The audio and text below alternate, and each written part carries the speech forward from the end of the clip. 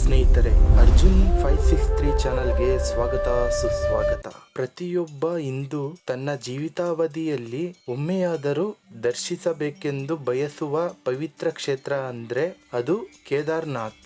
ನೀವೇನಾದರೂ ನಮ್ಮ ಕರ್ನಾಟಕದಿಂದ ಕೇದಾರ್ನಾಥಕ್ಕೆ ಹೋಗ್ಬೇಕು ಅಂತ ಪ್ಲಾನ್ ಮಾಡಿದ್ರೆ ಈ ವಿಡಿಯೋ ನಿಮಗಾಗಿ. ಈ ವಿಡಿಯೋದಲ್ಲಿ ನಾವು ಕೇದಾರ್ನಾಥ್ ಯಾತ್ರೆಯನ್ನು ಯಾವ ಸಮಯದಲ್ಲಿ ಮಾಡುವುದು ಸೂಕ್ತ, ಕೇದಾರ್ನಾಥ್ ಯಾತ್ರೆಗೆ ರಿಜಿಸ್ಟ್ರೇಷನ್ ಮಾಡಿಕೊಳ್ಳುವುದು ಹೇಗೆ, ಕರ್ನಾಟಕದಿಂದ ಕೇದಾರ್ನಾಥಕ್ಕೆ ಹೇಗೆ ಹೋಗುವುದು, ಕೇದಾರ್ನಾಥದಲ್ಲಿ ಟ್ರೆಕ್ಕಿಂಗ್ ಕಾಲ್ನಡಿಗೆ ಮಾಡಲು ಸಾಧ್ಯವಿಲ್ಲದವರಿಗೆ ಕುದುರೆ, ಪಲ್ಲಕ್ಕಿ ಮತ್ತು ಹೆಲಿಕಾಪ್ಟರ್ ವ್ಯವಸ್ಥೆಗಳು ಏನಿದೆ, ಕೇದಾರ್ನಾಥ್ ಯಾತ್ರೆಯ ಸಮಯದಲ್ಲಿ ಹೋಟೆಲ್ ರೂಮ್ಗಳು ಮತ್ತು ಊಟದ ವ್ಯವಸ್ಥೆ ಏನೆಲ್ಲ ಇದೆ, ಕೇದಾರ್ನಾಥ್ ಯಾತ್ರೆಯಲ್ಲಿ ಮರೆಯದೆ ಸಂದರ್ಶಿಸಬೇಕಾದ ಪ್ರಮುಖ ಸ್ಥಳಗಳು ಯಾವುವು, ಕೇದಾರ್ನಾಥದಲ್ಲಿ ವಿಪರೀತ ಚಳಿ ಮತ್ತು ಮಳೆ ಇರುವುದರಿಂದ ಯಾವ ರೀತಿಯ ಬಟ್ಟೆಗಳು, ಬ್ಯಾಗ್, ಶೂ ಮತ್ತು ಇತರ ಅಗತ್ಯ ವಸ್ತುಗಳನ್ನು ಕೊಂಡೊಯ್ಯಬೇಕು, ಕೊನೆಯದಾಗಿ ಕೇದಾರ್ನಾಥ್ ಯಾತ್ರೆಗೆ ಎಷ್ಟು ದಿನ ಬೇಕು ಮತ್ತು ಒಟ್ಟು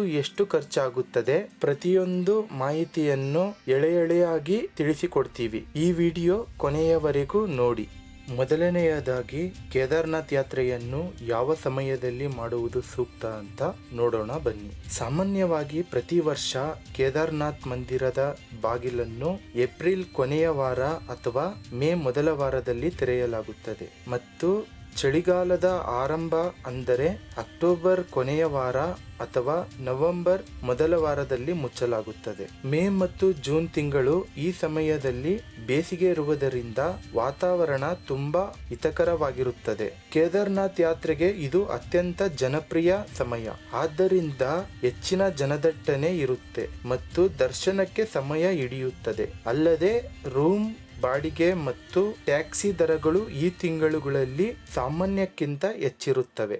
ಜುಲೈ ಇಂದ ಅಕ್ಟೋಬರ್ ತಿಂಗಳು ಕಡಿಮೆ ಜನದಟ್ಟಣೆ ಇರುತ್ತೆ, ಆದರೆ ಈ ಸಮಯದಲ್ಲಿ ಮಳೆ ಮತ್ತು ಚಳಿ ಹೆಚ್ಚಾಗಿರುತ್ತೆ. ಮಳೆಯ ಕಾರಣದಿಂದ ಪ್ರಯಾಣ ಸ್ವಲ್ಪ ಕಠಿಣವೆನಿಸಬಹುದು ಮತ್ತು ಈ ಸಂದರ್ಭದಲ್ಲಿ ಭಕ್ತರ ಸಂಖ್ಯೆ ಕಡಿಮೆ ಇರುತ್ತೆ, ಆದ್ದರಿಂದ ನೀವು ಬೇಗನೆ ದೇವರ ದರ್ಶನ ಪಡೆಯಬಹುದು. ರೂಮ್ ಮತ್ತು ಟ್ಯಾಕ್ಸಿ ದರಗಳು ಈ ಸಮಯದಲ್ಲಿ ಕಡಿಮೆ ಇರುತ್ತವೆ.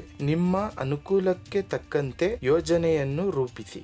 ಕೇದಾರ್ನಾಥ್ ಯಾತ್ರೆಗೆ ರಿಜಿಸ್ಟ್ರೇಷನ್ ಮಾಡಿಕೊಳ್ಳುವುದು ಹೇಗೆ ಅಂತ ನೋಡೋಣ ಬನ್ನಿ. ಮೊದಲಿಗೆ ಗೂಗಲ್ನಲ್ಲಿ registration and tourist care .uk.gov.in ಎಂದು ಸರ್ಚ್ ಮಾಡಿ. ಇಲ್ಲಿ ನೀವು ರಿಜಿಸ್ಟ್ರೇಷನ್ ಲಾಗಿನ್ ಮೇಲೆ ಕ್ಲಿಕ್ ಮಾಡಿ. ನಿಮ್ಮ ಹೆಸರು, ಮೊಬೈಲ್ ಸಂಖ್ಯೆ ನೀಡಿ ಅಕೌಂಟ್ ಕ್ರಿಯೇಟ್ ಮಾಡಿಕೊಳ್ಳಿ. ನಂತರ ಲಾಗಿನ್ ಆಗಿ ನಿಮ್ಮ ಪ್ರಯಾಣದ ದಿನಾಂಕ, ಡೇಟ್ ಆಫ್ ಟ್ರಾವೆಲ್ ಮತ್ತು ಯಾವ ದೇವಸ್ಥಾನಗಳಿಗೆ ಭೇಟಿ ನೀಡುತ್ತೀರಿ ಎಂಬುದನ್ನು ಆಯ್ಕೆ ಮಾಡಿ. ಕೇದಾರ್ನಾಥ್, ಬದ್ರಿನಾಥ್, ಯಮುನೋತ್ರಿ, ಗಂಗೋತ್ರಿ, ಚಾರ್ಧಾಮ್ ಯಾತ್ರೆಗೂ ಇದೇ ವೆಬ್ಸೈಟ್ನಲ್ಲಿ ಬುಕ್ ಮಾಡಿಕೊಳ್ಳಬಹುದು. ಈಗ ನೀವು ಕೇದಾರ್ನಾಥ್ ಮಾತ್ರ ಹೋಗುತ್ತಿದ್ದರೆ ಕೇದಾರ್ನಾಥ್ ಅಂತ ಸೆಲೆಕ್ಟ್ ಮಾಡಿ. ಕೇದಾರ್ನಾಥ್ಗೆ ಯಾವ ಡೇಟ್ನಲ್ಲಿ ಹೋಗುತ್ತೀರಾ ಅಂತ ಡೇಟ್ ಸೆಲೆಕ್ಟ್ ಮಾಡಿ. ನಿಮ್ಮ ಆಧಾರ್ ಕಾರ್ಡ್ ಅಥವಾ ಯಾವುದಾದರೂ ಗುರುತಿನ ಚೀಟಿಯ ಫೋಟೋ ಮತ್ತು ನಿಮ್ಮ ಪಾಸ್ಪೋರ್ಟ್ ಸೈಜ್ ಫೋಟೋವನ್ನು ಅಪ್ಲೋಡ್ ಮಾಡಬೇಕಾಗುತ್ತದೆ. ಎಲ್ಲ ಮಾಹಿತಿ ನೀಡಿದ ನಂತರ ನಿಮಗೆ ಯಾತ್ರಾ ರಿಜಿಸ್ಟ್ರೇಷನ್ ಲೆಟರ್ ಸಿಗುತ್ತದೆ. ಇದನ್ನು ಡೌನ್ಲೋಡ್ ಮಾಡಿಕೊಳ್ಳಿ. ನಿಮ್ಮ ಯಾತ್ರಾ ಕಾರ್ಡ್ ಅನ್ನು ಪ್ರಿಂಟ್ ಔಟ್ ಅಥವಾ ಫೋನ್ನಲ್ಲಿ ಸೇವ್ ಮಾಡಿ ಇಟ್ಟುಕೊಳ್ಳಿ, ಯಾಕಂದ್ರೆ ಸೋನ್ಪ್ರಯಾಗ್ ಅಥವಾ ಕೇದಾರ್ನಾಥದ ದಾರಿಯಲ್ಲಿ ಇದನ್ನು ಚೆಕ್ ಮಾಡುತ್ತಾರೆ. ಹೆಲಿಕಾಪ್ಟರ್ ಬುಕ್ಕಿಂಗ್ ಮಾಡಬೇಕಿದ್ದರೂ ಈ ನೋಂದಣಿ ಸಂಖ್ಯೆ ಕಡ್ಡಾಯವಾಗಿ ಬೇಕು. ಬನ್ನಿ ಈಗ ಕರ್ನಾಟಕದಿಂದ ಕೇದಾರ್ನಾಥಕ್ಕೆ ಹೇಗೆ ಹೋಗುವುದು ಅಂತ ನೋಡೋಣ ಬನ್ನಿ. ಮೊದಲಿಗೆ ಬೆಂಗಳೂರಿನ ಜನರಿಗಾಗಿ ಪ್ರತಿ ಗುರುವಾರ ಬೆಳಗ್ಗೆ ಯಶವಂತಪುರದಿಂದ 7 ಗಂಟೆಗೆ ಮತ್ತು ಯಲಹಂಕದಿಂದ 7:20 ಗಂಟೆಗೆ ಯೋಗನಗರಿ ರಿಷಿಕೇಶ್ ಸೂಪರ್ ಫಾಸ್ಟ್ ಟ್ರೈನ್ ಲಭ್ಯವಿದೆ. ಇದರ ರೈಲ್ ಸಂಖ್ಯೆ 06597. ಇದು ನಿಮಗೆ ನೇರವಾಗಿ ಹರಿದ್ವಾರ ಮತ್ತು ರಿಷಿಕೇಶ್ಗೆ ತಲುಪಿಸುತ್ತದೆ.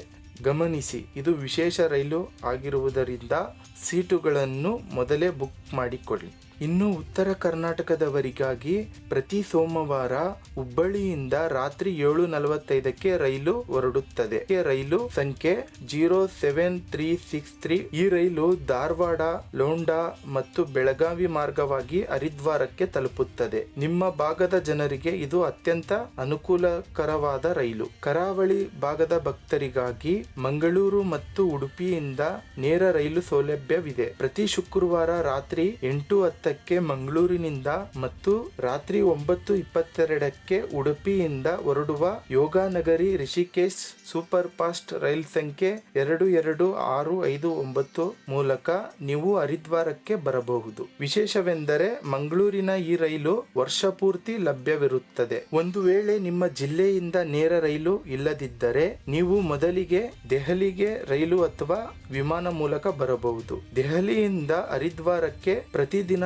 ಸಾಕಷ್ಟು ಬಸ್ಸುಗಳು ಮತ್ತು ರೈಲುಗಳು ಸಿಗುತ್ತವೆ. ಇನ್ನು ವಿಮಾನದಲ್ಲಿ ಬರಲು ಇಚ್ಛಿಸುವವರು ಡೆಹ್ರಾಡೂನ್ ವಿಮಾನ ನಿಲ್ದಾಣಕ್ಕೆ ಬರಬಹುದು. ಇದು ಹರಿದ್ವಾರಕ್ಕೆ ಅತ್ಯಂತ ಹತ್ತಿರದ ಏರ್ಪೋರ್ಟ್ ಆಗಿದೆ. ನೆನಪಿಡಿ, ಬೆಂಗಳೂರು ಮತ್ತು ಹುಬ್ಬಳ್ಳಿಯ ಈ ರೈಲುಗಳು ವಿಶೇಷ ರೈಲುಗಳಾಗಿದ್ದು ಯಾವಾಗಲೂ ಇರುವುದಿಲ್ಲ. ಹಾಗಾಗಿ ಪ್ರಯಾಣದ ಮೊದಲು IRCTC ವೆಬ್ಸೈಟ್ ಅಥವಾ ಆಪ್ನಲ್ಲಿ ಲಭ್ಯತೆಯನ್ನು ಪರಿಶೀಲಿಸಿ ಬುಕ್ ಮಾಡಿ. ಒಮ್ಮೆ ನೀವು ಹರಿದ್ವಾರ ಅಥವಾ ರಿಷಿಕೇಶ್ಗೆ ತಲುಪಿದರೆ ಅಲ್ಲಿಂದ ನೀವು ಕೇದಾರ್ನಾಥ್ ಮಾತ್ರವಲ್ಲದೆ ಪೂರ್ಣ ಚಾರ್ಧಾಮ್ ಯಾತ್ರೆಯನ್ನು ಆರಂಭಿಸಬಹುದು. ಸ್ನೇಹಿತರೆ, ಹರಿದ್ವಾರ ಮತ್ತು ರಿಷಿಕೇಶ್ ಚಾರ್ಧಾಮ್ ಯಾತ್ರೆಗೆ ಹೆಬ್ಬಾಗಿಲು ಇದ್ದಂತೆ. ಯಮುನೋತ್ರಿ, ಗಂಗೋತ್ರಿ, ಕೇದಾರ್ನಾಥ್ ಮತ್ತು ಬದ್ರಿನಾಥ್ ಯಾತ್ರೆಗಳು ಇಲ್ಲಿಂದಲೇ ಶುರುವಾಗುತ್ತವೆ. ಈ ಪುಣ್ಯಕ್ಷೇತ್ರಗಳ ದರ್ಶನ ಪಡೆಯಲು ಬಯಸುವವರಿಗಾಗಿ ನಮ್ಮ ಚಾನೆಲ್ನಲ್ಲಿ ಚಾರ್ಧಾಮ್ ಯಾತ್ರೆಯ A to Z ಪೂರ್ತಿ ಮಾಹಿತಿ ಇರುವ ವಿಡಿಯೋವನ್ನು ಈಗಾಗಲೇ ಅಪ್ಲೋಡ್ ಮಾಡಿದ್ದೇವೆ.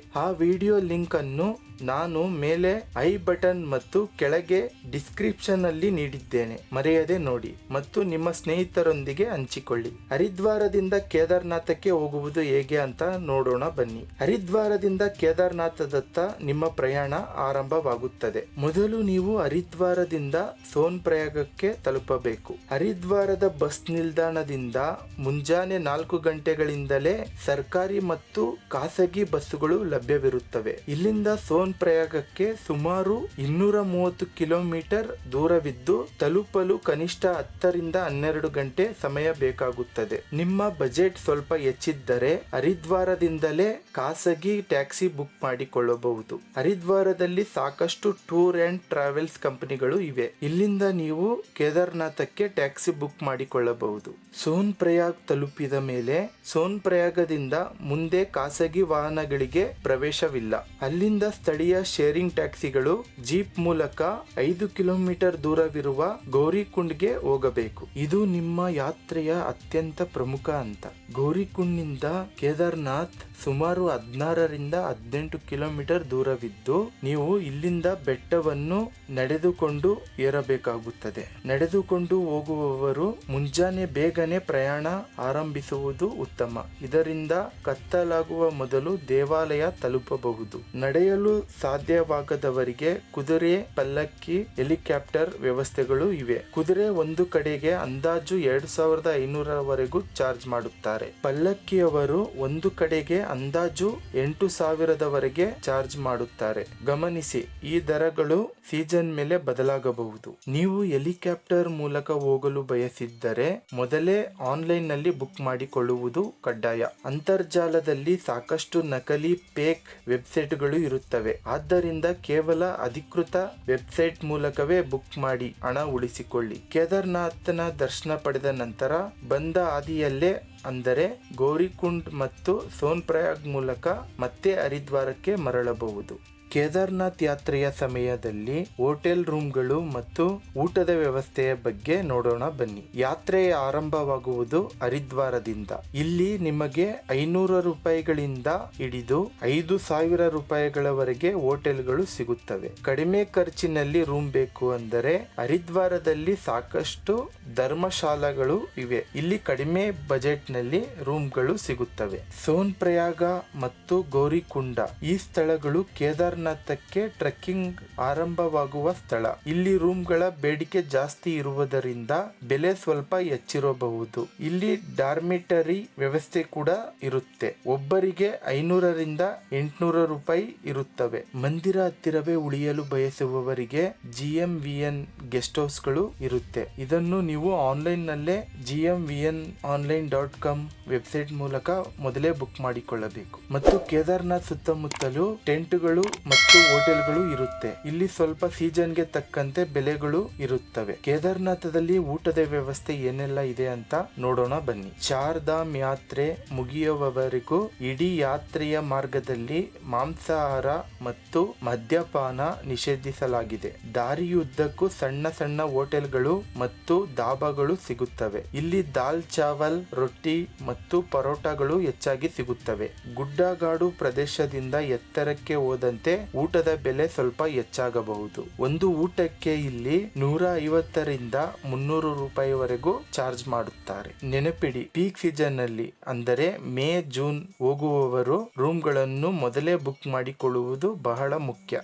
ಕೇದಾರ್ನಾಥ್ ಯಾತ್ರೆಯಲ್ಲಿ ಮರೆಯದೆ ಸಂದರ್ಶಿಸಬೇಕಾದ ಪ್ರಮುಖ ಸ್ಥಳಗಳು ಯಾವುವು ಅಂತ ನೋಡೋಣ ಬನ್ನಿ. ಸೋನ್ಪ್ರಯಾಗ್. ಕೇದಾರ್ನಾಥ್ ಟ್ರೆಕ್ಕಿಂಗ್ ಆರಂಭವಾಗುವ ಮುನ್ನ ಸಿಗುವ ಪ್ರಮುಖ ಸ್ಥಳ. ಬಾಸುಕಿ ಮತ್ತು ಮಂದಾಕಿನಿ ನದಿಗಳ ಸಂಗಮ ಇಲ್ಲಿದೆ. ಇಲ್ಲಿನ ಪ್ರಕೃತಿ ಸೌಂದರ್ಯ ಅದ್ಭುತವಾಗಿದೆ. ಗೌರಿಕೊಂಡ್. ಕೇದಾರ್ನಾಥ್ ಪಾದಯಾತ್ರೆ ಇಲ್ಲಿಂದಲೇ ಅಧಿಕೃತವಾಗಿ ಆರಂಭವಾಗುತ್ತದೆ. ಇಲ್ಲಿನ ಬಿಸಿ ನೀರಿನ ಕುಂಡ ಮತ್ತು ಪಾರ್ವತಿ ದೇವಿಯ ದೇವಸ್ಥಾನ ಇದೆ. ಕೇದಾರ್ನಾಥ್ ದೇವಸ್ಥಾನ ಯಾತ್ರೆಯ ಪರಮ ಗುರಿ ಮಂದಾಕಿನಿ ನದಿಯ ದಡದಲ್ಲಿರುವ ಹಿಮ ಪರ್ವತಗಳ ನಡುವೆ ಇರುವ ಈ ಜ್ಯೋತಿರ್ಲಿಂಗ ದರ್ಶನ ಜೀವನದ ಶ್ರೇಷ್ಠ ಅನುಭವಗಳಲ್ಲಿ ಒಂದು. ಕೇದಾರ್ನಾಥದಲ್ಲಿ ರಾತ್ರಿ ಸ್ಟೇ ಮಾಡಿದ್ದರೆ ಬೆಳಗ್ಗಿನ ಜಾವ ಆರತಿ ಆಗುತ್ತದೆ, ಮರೆಯದೆ ನೋಡಿ. ಕೇದಾರ್ನಾಥ್ ದೇವಸ್ಥಾನ ದರ್ಶನ ಪಡೆದ ನಂತರ ನೀವು ದೇವಸ್ಥಾನದ ಹಿಂಭಾಗಕ್ಕೆ ಹೋದರೆ ಅಲ್ಲಿ ನಿಮಗೆ ಒಂದು ಬೃಹತ್ ಬಂಡೆ ಕಾಣಿಸುತ್ತದೆ. ಇದನ್ನು ಭೀಮಶಿಲೆ ಎಂದು ಕರೆಯಲಾಗುತ್ತದೆ. ಈ ಬಂಡೆಯ ಹಿಂದೆ ಒಂದು ಪವಾಡ ಸದೃಶ ಕಥೆ ಇದೆ. 2013ರಲ್ಲಿ ಕೇದಾರ್ನಾಥದಲ್ಲಿ ಭೀಕರ ಜಲಪ್ರಳಯ ಸಂಭವಿಸಿದಾಗ ಬೆಟ್ಟದ ಮೇಲಿಂದ ಈ ಬೃಹತ್ ಬಂಡೆ ಉರುಳಿ ಬಂದು ದೇವಸ್ಥಾನದ ಹಿಂಭಾಗದಲ್ಲೇ ಸರಿಯಾಗಿ ನಿಂತಿತು. ಬೋರ್ಗರೆದು ಬರುತ್ತಿದ್ದ ಪ್ರವಾಹದ ನೀರು ಈ ಬಂಡೆಗೆ ತಾಗಿ 2 ಭಾಗವಾಗಿ ಸೀಡಿ ಹೋಗಿದ್ದರಿಂದ ದೇವಸ್ಥಾನಕ್ಕೆ ಯಾವುದೇ ಹಾನಿಯಾಗಲಿಲ್ಲ. ಸಾಕ್ಷಾತ್ ಈಶ್ವರನೇ ಈ ಬಂಡೆಯ ರೂಪದಲ್ಲಿ ಬಂದು ತನ್ನ ದೇವಸ್ಥಾನವನ್ನು ರಕ್ಷಿಸಿದನೆಂದು ಭಕ್ತರು ನಂಬುತ್ತಾರೆ. ಹಾಗಾಗಿ ಕೇದಾರ್ನಾಥಕ್ಕೆ ಬಂದಾಗ ಈ ಪುಣ್ಯ ಶಿಲೆಯ ದರ್ಶನ ಪಡೆಯುವುದು ಮತ್ತು ಅದನ್ನು ಸ್ಪರ್ಶಿಸುವುದನ್ನು ಮರೆಯಬೇಡಿ. ಸ್ನೇಹಿತರೆ, ಕೇದಾರ್ನಾಥ್ ದೇವಸ್ಥಾನ ಮತ್ತು ಭೀಮಶಿಲೆಯ ದರ್ಶನದ ನಂತರ ನೀವು ಮರೆಯದೆ ನೋಡಲೇಬೇಕಾದ ಮತ್ತೊಂದು ಪವಿತ್ರ ಸ್ಥಳವೇ ಈ ಆದಿ ಶಂಕರಾಚಾರ್ಯ ಸಮಾಧಿ. ಭಾರತದ ಸನಾತನ ಧರ್ಮವನ್ನು ಪುನರುತ್ಥಾನಗೊಳಿಸಿದ ಮಹಾನ್ ಗುರುಗಳು ಇದೇ ಸ್ಥಳದಲ್ಲಿ ಅಂತರ್ಧಾನವಾದರು ಎಂದು ಹೇಳಲಾಗುತ್ತದೆ. ಇಲ್ಲಿ ನೀವು ನೋಡುತ್ತಿರುವ ಈ ಸುಂದರ ಪ್ರತಿಮೆಯನ್ನು ಕರ್ನಾಟಕದ ಮೈಸೂರಿನಲ್ಲಿ ಕೆತ್ತಲಾಗಿದೆ ಎಂಬುದು ವಿಶೇಷ. ದೇವಸ್ಥಾನದ ಹಿಂಭಾಗದಲ್ಲಿರುವ ಈ ಸ್ಥಳವು ಅತ್ಯಂತ ಶಾಂತವಾಗಿದ್ದು ಪ್ರತಿಯೊಬ್ಬ ಯಾತ್ರಿಕರು ಭೇಟಿ ನೀಡಲೇಬೇಕಾದ ತಾಣವಿದು. ನಂತರ ಭೈರವನಾಥ ದೇವಸ್ಥಾನ. ಕೇದಾರ್ನಾಥ್ ಮುಖ್ಯ ದೇವಸ್ಥಾನದಿಂದ ಸುಮಾರು 500 ಮೀಟರ್ನಿಂದ 1 ಕಿಲೋಮೀಟರ್ ದೂರದಲ್ಲಿರುವ ಒಂದು ಬೆಟ್ಟದ ಮೇಲೆ ಈ ದೇವಸ್ಥಾನವಿದೆ. ಭೈರವನಾಥನು ಕೇದಾರ್ನಾಥದ ಕ್ಷೇತ್ರಪಾಲಕ ಎಂದು ಕರೆಯಲಾಗುತ್ತದೆ. ಈ ದೇವಸ್ಥಾನವು ಎತ್ತರದ ಪ್ರದೇಶದಲ್ಲಿ ಇರುವುದರಿಂದ ಇಲ್ಲಿಂದ ನೀವು ಸಂಪೂರ್ಣ ಕೇದಾರ್ನಾಥ್ ದೇವಸ್ಥಾನ, ಸುತ್ತಲಿನ ಹಿಮ ಪರ್ವತಗಳು ಮತ್ತು ಮಂದಾಕಿನಿ ನದಿಯ ಅದ್ಭುತ ನೋಟವನ್ನು ನೋಡಬಹುದು. ಕೇದಾರ್ನಾಥದಲ್ಲಿ ವಿಪರೀತ ಚಳಿ ಮತ್ತು ಮಳೆ ಇರುವುದರಿಂದ ಯಾವ ರೀತಿಯ ಬಟ್ಟೆಗಳು, ಬ್ಯಾಗ್, ಶೂ ಮತ್ತು ಇತರ ಅಗತ್ಯ ವಸ್ತುಗಳನ್ನು ಕೊಂಡೊಯ್ಯಬೇಕು ಅಂತ ನೋಡೋಣ ಬನ್ನಿ. ಕೇದಾರ್ನಾಥದಲ್ಲಿ ಚಳಿ ಹೆಚ್ಚಿರುವುದರಿಂದ thermal wear, sweater, down jacket, ಬೇಗ ಒಣಗುವ ಸಿಂಥೆಟಿಕ್ ಬಟ್ಟೆಗಳನ್ನು ಬಳಸಿ. ಯಾವಾಗ ಬೇಕಾದರೂ ಮಳೆ ಬರಬಹುದು, ಆದ್ದರಿಂದ ರೈನ್ ಕೋಟ್ ಮರೆಯದೆ ತೆಗೆದುಕೊಂಡು ಹೋಗಿ. Winter and waterproof gloves, ಗಟ್ಟಿಮುಟ್ಟಾದ ವಾಟರ್ ಪ್ರೂಫ್ ಮತ್ತು ಗ್ರಿಪ್ ಚೆನ್ನಾಗಿರುವ ಶೂಗಳನ್ನೇ ಬಳಸಿ. ಚಳಿಯಿಂದ ಪಾದಗಳನ್ನು ಬೆಚ್ಚಗಿಡಲು 2ರಿಂದ 3 ಜೋಡಿ ಸಾಕ್ಸ್ಗಳನ್ನು ಇಟ್ಟುಕೊಳ್ಳಿ.